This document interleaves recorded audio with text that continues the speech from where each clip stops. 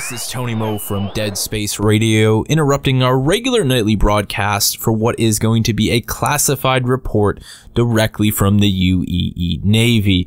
Once again, I'm going to be interrupting my regular radio broadcast for the night to bring you this classified report in as much detail as possible. This is an urgent message directly from the UEE Navy regarding the recent discovery of what is being classified as Vandal Void Bombers. These are two brand new Vandal bombers never before seen in UEE space.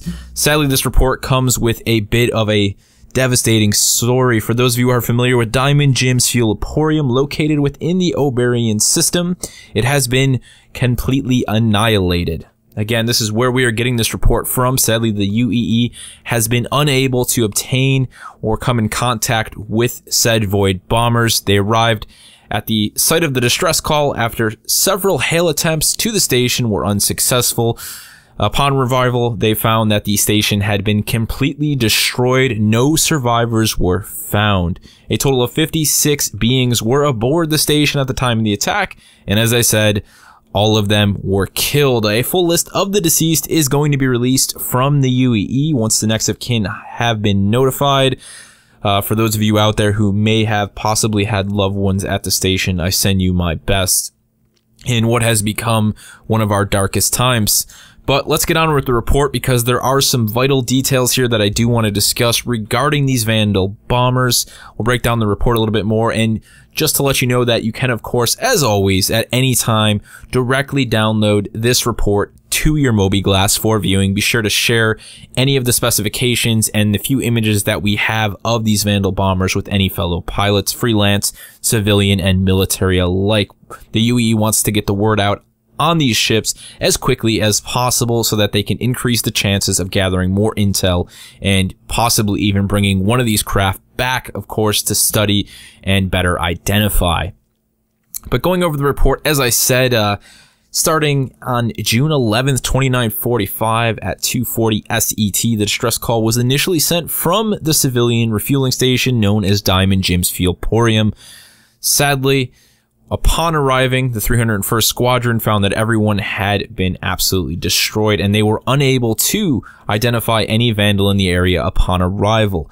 However, looking at the incident, investigators have been able to break down a rough idea of the situation. It appears that they were a total of 2 of these Vandal Void bombers. They unleashed a barrage of missiles as well as boarding craft on the station, eliminating everyone in the vicinity.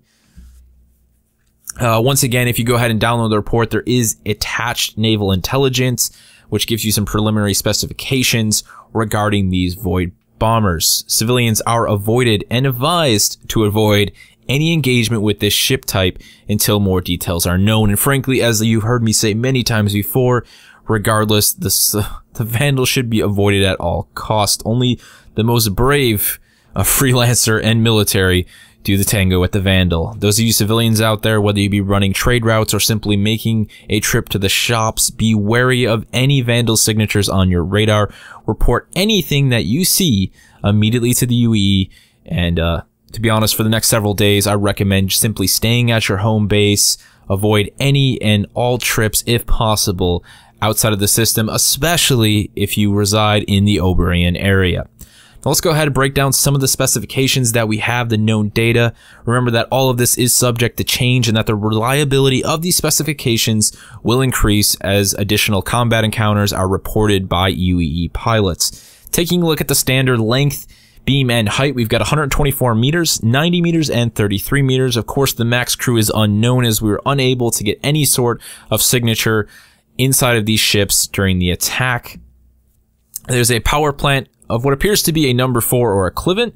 Looking at the engines and maneuvering thrusters, we have 3 TR5 or equivalents for the primary thrusters, as well as 10 TR3s or equivalent for the maneuvering thrusters. As with many Vandal craft, this appears to be exceptionally agile despite its length and size.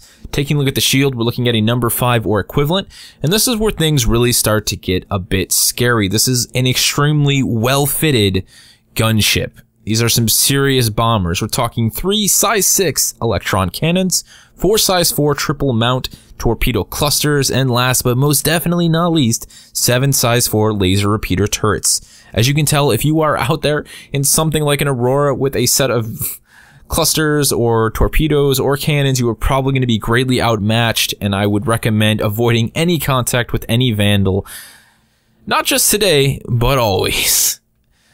However, the UEE hasn't said anything about any sort of bounty for these ships, but I do imagine that any sort of intel or the ships and the pilots themselves would bring a rather large reward from the UEE for any freelance or military retired pilots out there looking to perhaps get in a little bit of trouble or end up on a slab somewhere. This has been your voice in the silence, Tony Moe from Deadspace Radio, signing off.